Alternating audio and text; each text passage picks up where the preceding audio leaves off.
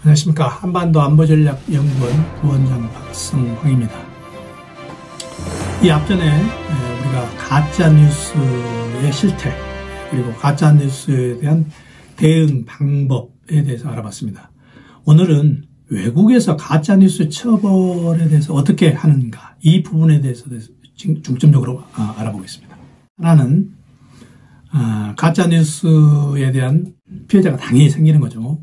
그 피해자가 많이 나오는 거죠. 특히 이제 세월호 사건 때 가짜뉴스로 인해서 많은 그 식구들이 언론에 공포되고 또 사생활에 침해됐죠. 그런데 비교를 해보겠습니다. 2007년에 버지니아 공대 총격 사건 때 그 FBI에서 범인과 그 가족을 전부 다 비밀 장소에다 데려다 놓고 보호를 한 적이 있습니다. 물론 언론은 당연히 금지시켰죠. 그런데 우리는 세월호 사건 유가족들이 언론에 노출돼서 사생활까지 하나하나 전부 다 보도가 되는 이런 심각한 사태가 됐었습니다. 이런 사태는 결국 이게 이제 사고 피해자를 한테만 영향을 미치는 게 아닙니다. 사회 불신으로 확대가 된다는 거죠. 엊그저께 사례, 청담동 술자리 의혹 사건의 사례입니다. 어떤 모 의원을 변호하기 위해서 그 당에서 여러 사람이 나와가지고 변호를 했죠. 이게 이제 여야 간의 정쟁의 소지가 되는 겁니다. 그래서 국력이 진실 게임으로 소비하는, 그래서 국민들은 또 정치를 불신하게 되고 사회 전반을 불신하게 되고, 그래서 결국 이게 사회 불신 풍조를 만연시키는 이런 사회 불신으로 확대가 된다는 거죠. 자, 명예훼손죄와 모욕죄에 대해서 말씀을 드리겠습니다. 형법 307조 그리고 311조의 명예훼손죄와 모욕죄가 있는데, 명예훼손죄는 어떤 사실을 적시를 해서 명예를 훼손시키는 거죠. 그런데 모욕죄는 어떤 사실을 적시하지 않고 어떤 사람을 모욕하는 걸 단순히 모욕죄죠.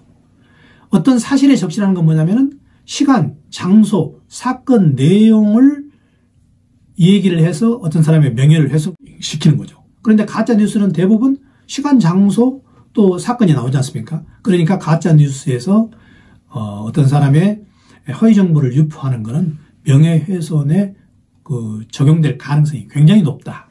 이렇게 보시면 됩니다. 허위사실 명예훼손죄.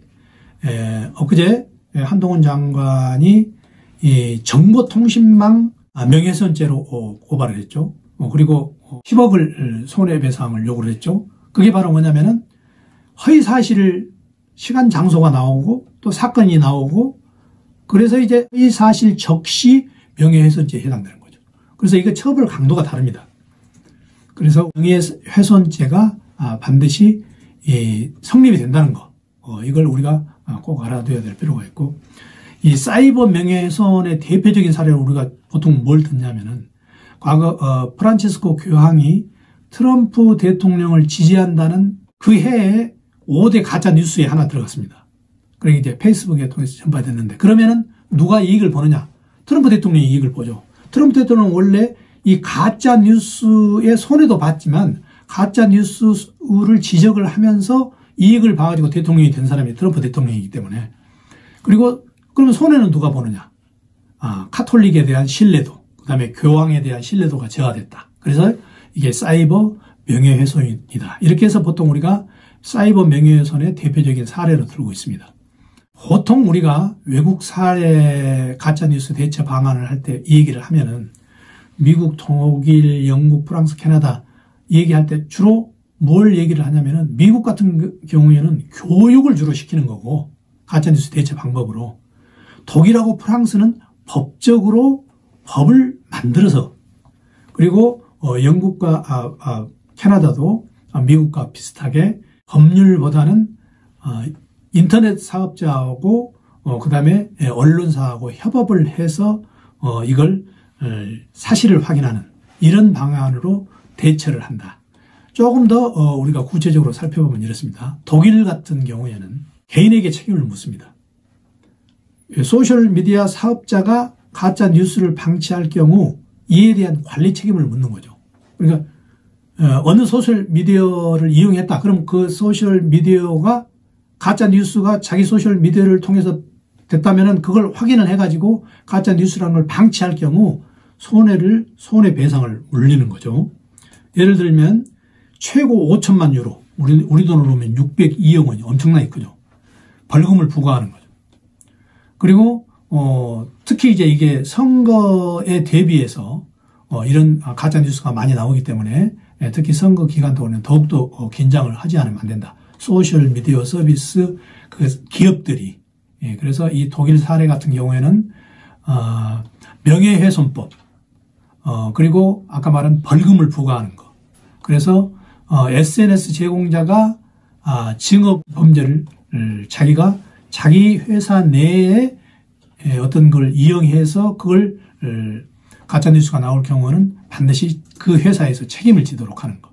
그래서 이제 불이행했을 경우에는 과태료를 과다하게 물리는 이런 방법을 통해서 독일은 SNS 가짜뉴스를 지금 많이 처리를 하고 있고 미국 같은 경우에는 주로 교육을 통해서 합니다.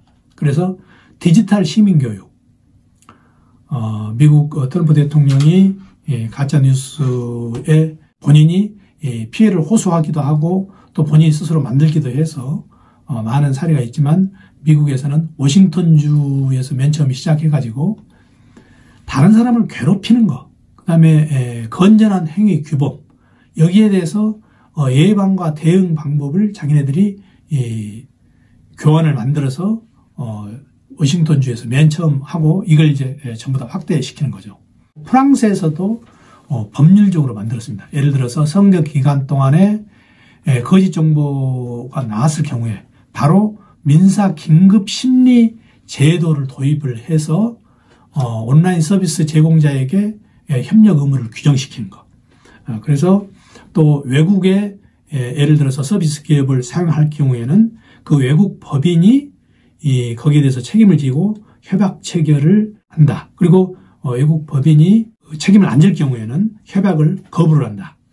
이런 걸 조항을 다 넣어서 법률적으로 프랑스에서도 이걸 대처를 하고 있습니다.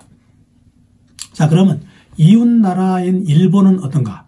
일본은 주로 SNS 규제를 어떤 방법으로 하고 있냐면 스토커 규제에 관한 걸로 하고 있는데 그 스토커 규제법 중에 하나에 뭐가 들어가 있냐면 명예훼손이 들어가 있습니다. 그래서 처벌 방식도 뭐 징역 1년 그리고 벌금 100만 엔 이렇게 이제 상향 조정을 했는데 제일 중요한 건 뭐냐면은 여기서 남녀 관계의 스토커만 해당이 되는 게 아니고 명예훼손도 따라 붙는다. 그래서 일본 SNS 규제에서는 이 부분을 중점적으로 살피고 있습니다. 그래서 이게 계속 그 규제법이 강화됐죠. 그래서 2021년 5월에 또 개정이 됐는데 여기에서는 가해자 범위를 좀 더 가해자의 한정하는 그 범위를 넓혀서 실제로 소지하는 장소로까지 가해자를 적용시키는 이런 규제법안이 나타났습니다. 금년 6월에 지금까지는 규제 사각지대였던 외국의 미등기 IT 기업, 예를 들어서 트위터, 메타가 있는데 이런 게 약 48개 기업이 있다고 합니다. 이 IT 기업에 등기를 요청을 했습니다. 그래서 이 등기 요청에 불복할 때는 벌금을 부과를 했습니다. 그런데 왜 등기 요청을 했냐면은 등기가 만약에 완료가 되면 일본 정부에서 언제든지 발신자 공개 청구가 가능합니다. 그래서 일본에서 외국 IT 기업에다도 이렇게 규제 법안을 강화시켰다. 그런데 전체적으로 보면 우리 한국의 규제 법안도 여기에 못지 않은데 왜 한국은 이렇게 가짜뉴스가 이렇게 많냐 이렇게 물으시는 분도 있습니다. 그런데 이거는 우리가 조금 더 우리의 치부이지만 우리가 좀 살펴봐야 될 필요가 있습니다. 그게 뭐냐? 우리는 위중죄 고발이 일본의 170배입니다.